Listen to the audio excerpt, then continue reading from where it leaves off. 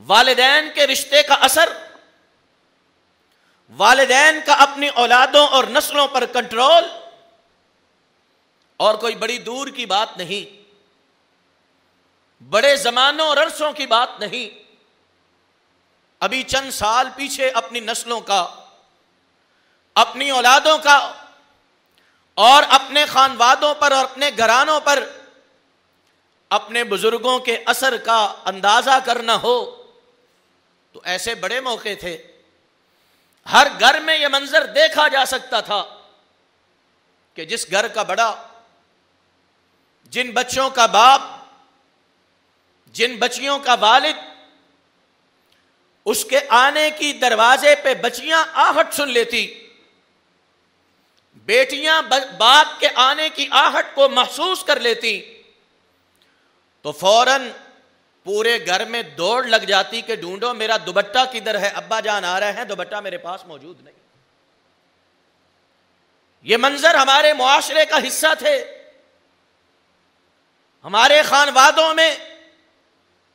ہمارے گھرانوں میں، ہماری معاشرتی زندگی میں باپ کا یہ اثر تھا، والدین کا یہ کنٹرول تھا، والدین کا اپنے بچوں کے ساتھ، اپنی نسلوں کے ساتھ ایسا گہرا تعلق تھا کہ والدین کو صرف اتنا آ کے کہنا پڑتا تھا، میں فلاں جگہ پہ بیٹے کے رشتے کا ہاں، بیٹے کے رشتے کی ہاں کر آیا ہوں، فلاں دن تیاری کر لینا،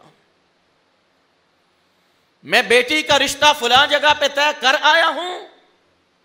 فلاں دن تیاری کر لینا۔ نہ بیٹے کے دل کے اندر خیال آتا، نہ بیٹی آواز اٹھاتی، اور نہ اس فیصلے پر کسی قسم کی ناگواری کا اظہار ہوتا۔ حضرات،